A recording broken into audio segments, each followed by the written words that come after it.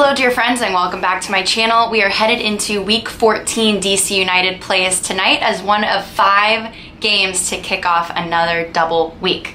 Now DC is off the heels of 2 double game weeks, a draw 0-0 at Toronto and then a loss at Houston 2-1. And last week we had a friendly where we hosted La Liga's Real Betis at Audi, and then a game on Saturday against the New England Revolution, which we also drew. A draw, a loss, and a draw was not enough to keep DC out of the first place slot in the Eastern Conference, but I will say the Eastern Conference is pretty anemic this year, and tonight's game against Chicago Fire is sure to solidify our place in first. Chicago Fire are not so great on the road this year. 15 of their 17 points so far this season have come at home. And they're also in for a tough week. They have DC United tonight and on Saturday, Atlanta at Mercedes-Benz Stadium. Needless to say, they do much better when they're at home. But what exactly does home mean to Chicago Fire? That is my terrible segue into some updates regarding Chicago Fire's stadium situation. In early April, it was rumored that the Chicago Fire were entertaining the idea of both a rebrand and a potential buyout of their current stadium lease, an agreement that has them playing all the way out in a suburb called Bridgeview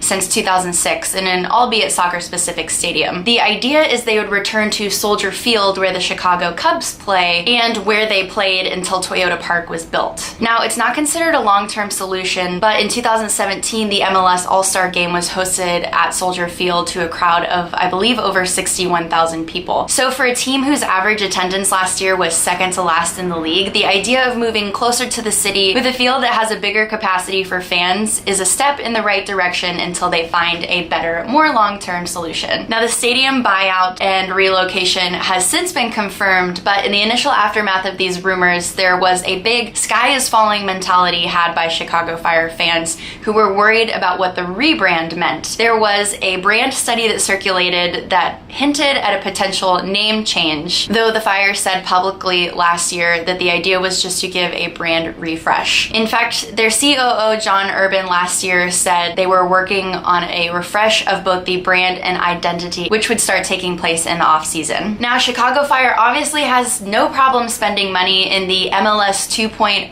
era, something I will happily explain in another video. They were one of many teams who spent the cash on a soccer-specific stadium, which is what took them to Bridgeview in the first place. And in 2017, they also signed a big name DP, Bastian Schweinsteiger, who, if you attend the game tonight at Audi, will be playing. I currently have a poll going on my Instagram story at BTWN Clean Sheets asking who will lose steam quicker, Bastian Schweinsteiger or Wayne Rooney. If you want to head over there and vote, be my guest, or you can leave a comment below telling me the answer, which will definitely be Bastian Schweinsteiger. After experiencing Toyota Park for myself last year in a travel vlog I did to see Atlanta United play at Chicago Fire, I can tell you that this refresh is long overdue. And no, I don't think that this relocation will be a slight to Bridgeview resident fans. Everyone knows that all the fun is had in the city. Just make the dang commute. And just please, for the love of all that is holy, do not rename your team Chicago United. Currently, Chicago Fire's Christian name is Chicago Fire Soccer Club. Obviously an homage to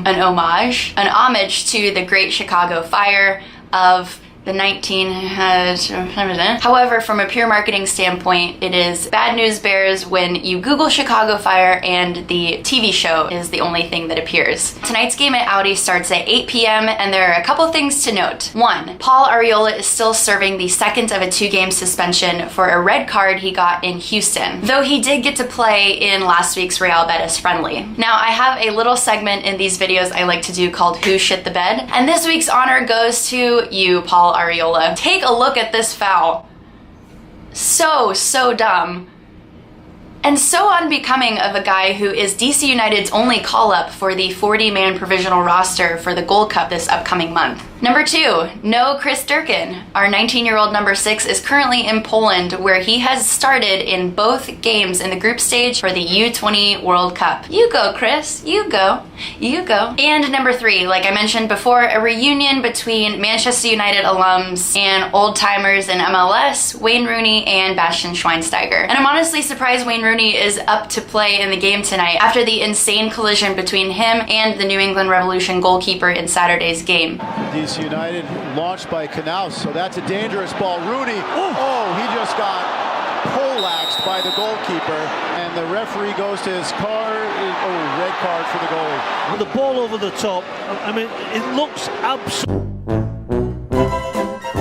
The New England Revolution goalkeeper, whose name escapes me, obviously received a red card, but not before the ref had to check VAR as if it wasn't clearly obvious that he got hit. Wayne Rooney said it was, quote, like being in a car crash, and Coach Ben said that he would certainly be playing tonight because Wayne Rooney is one tough SOB. And lastly, number 4, we will be seeing our old goalkeeper last year who helped fill the void left by Bill Hamid, David Osted, who helped make history this month as the goalkeeper who allowed MLS legend San Jose Earthquakes forward Chris Wondolowski. I love him so much and I butchered his name. MLS legend and San Jose Earthquakes forward Chris Wondolowski break the all-time goal scoring record.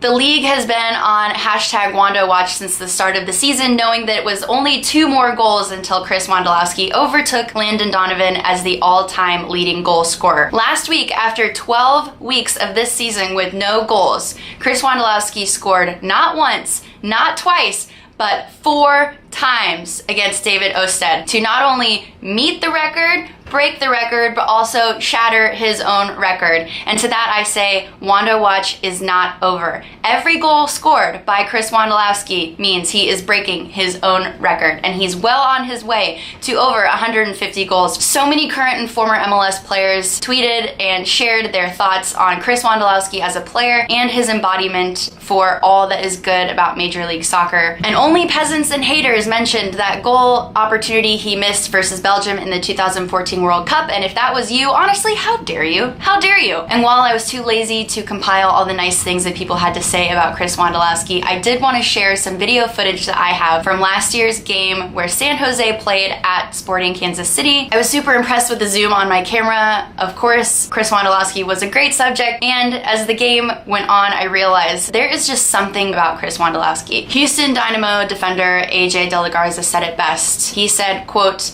"When you're marking Wondolowski, he is still open. He's a pest, he's always on the move, and he is 36 years old and still crushing it."